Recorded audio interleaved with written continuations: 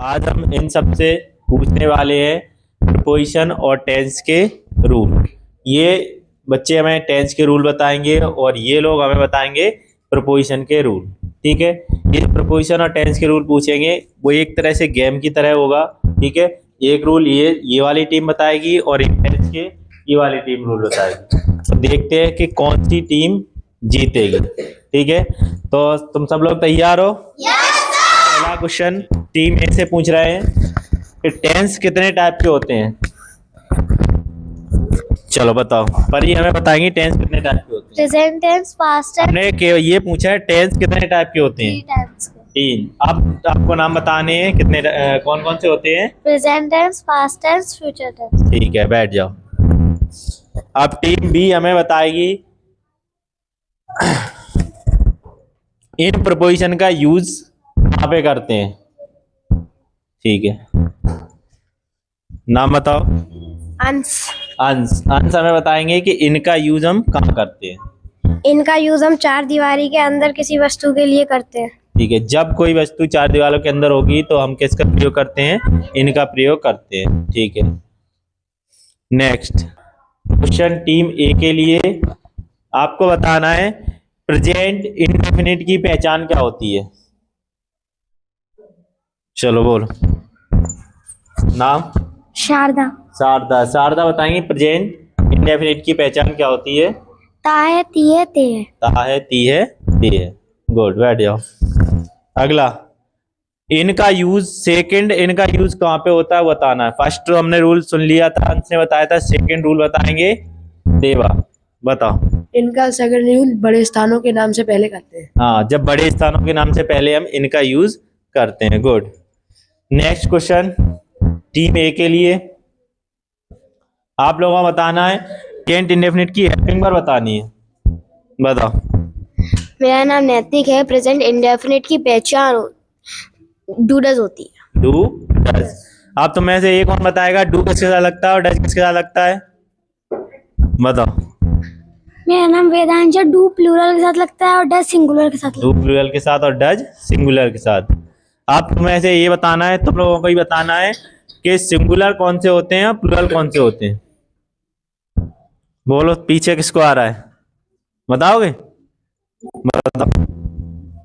Singular he she it one name. और plural subject. Plural subject I we they you more than one name. I we they you. बैठ जाओ। Good. Next अब question team B के लिए। Team B को ये बताना है कि एट का यूज कहाँ पे करते हैं।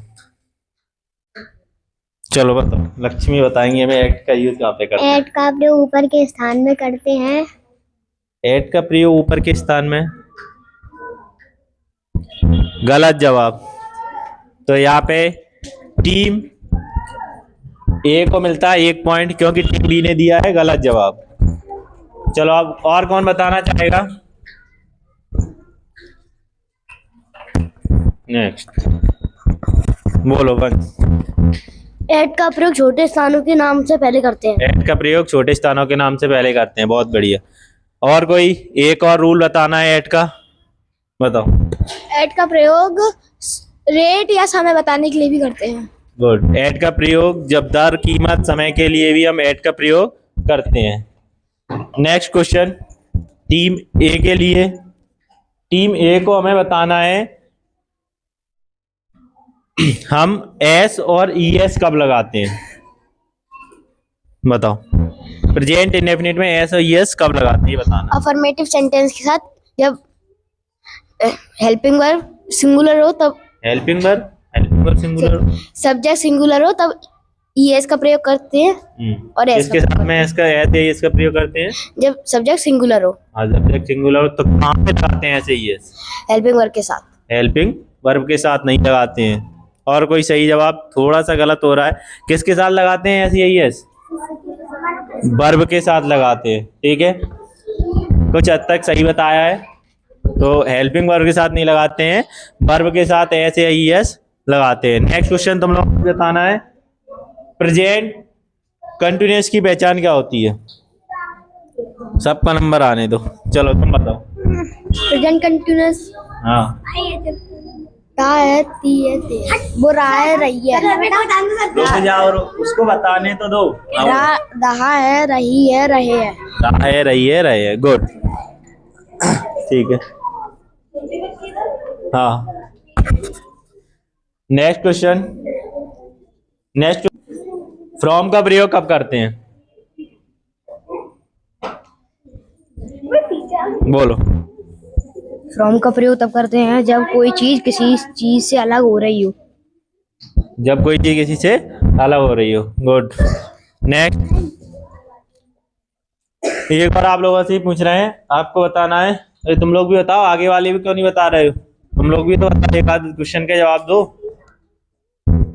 ऑन का प्रयोग कब करते हैं? बताओ। ऑन का प्रयोग ऊपर के अर्थ में करते हैं।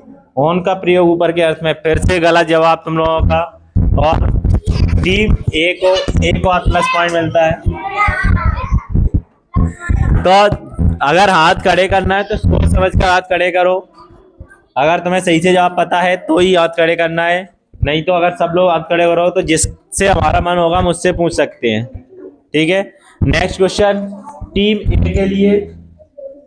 तो टीम ए को हमें बताना है प्रेजेंट कंटिन्यूअस की हेल्पिंग वर्ब क्या होती है और कौन सी हेल्पिंग वर्ब किस सब्जेक्ट के साथ लगती है, वो आपको बताना है। चलो बताओ। सर क्या बताना है? बोला तो क्वेश्चन समझ नहीं आया। क्वेश्चन हमने ये बोला है प्रेजेंट कंटिन्यूअस की हेल्पिंग वर्ब क्या होती है और वो हेल्पिंग वर्ब किसके साथ लगती है? इस सिंगुलर के साथ लगती है और आर प्लूरल के साथ लगता है और एम आई के साथ एम लगता है। गुड, नेक्स्ट तुम लोगों को ही बताना है प्रेजेंट कंटिन्यूअस में वर्ब की कौन सी फॉर्म लगती है? बोलो। Fourth form. वर्ब की फोर्थ फॉर्म। वर्ब की फोर्थ फॉर्म का मतलब क्या होता है? वर्ब की फर्स्ट फॉर्म के साथ आईएनजी लगा। वर्ब की फर्स्ट फॉर्म के साथ आईएनजी लग जाएगी तो हम उसको क्या बोलते हैं? वर्ब की फोर्थ फॉर्म। गुड, नेक्स्ट तुम लोगों के पास दोबारा से वही क्वेश्चन आ रहा है कि ऑन का प्रयोग कहाँ पे करते हैं?